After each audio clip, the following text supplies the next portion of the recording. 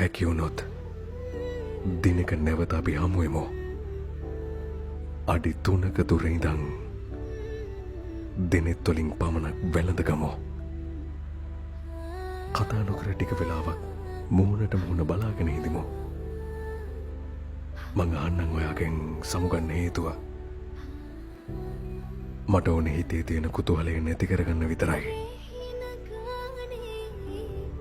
ප්‍රේමණීය නොවුනත් පුළුවන් විදියට අපි මේ හෝරා කීපය ප්‍රේමණීයව ගෙවමු.